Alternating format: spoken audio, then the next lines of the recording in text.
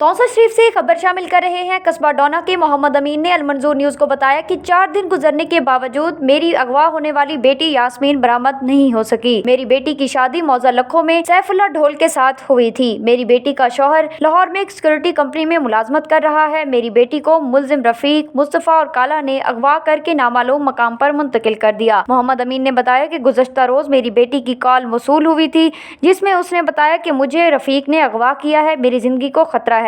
इसके बाद कॉल बंद हो गई। उन्होंने डीएसपी तौसा SHO रेतरा से मुतालबा किया कि मगुया को फौरी बाजियाब करा के मुलजिमान को गिरफ्तार किया जाए। अगवा थी गई है, जुम्मेदारी मार दी, सैफुल्ला है, काला है, रुबिया रफीक है, मुस्तफ़ा है, पूरे घर की फैमिली आई हो सबको पता पड़ी। मैं वाला रपड़ की दिया थाने दूते थाने आए वाला नंबर सारे लिख के जान में डेटा करे उसमें जाता को चौथा मारे डेटा सारा नहीं लिखता। मेहरबानी की थी मुझे आपको मसला तमाम की थी।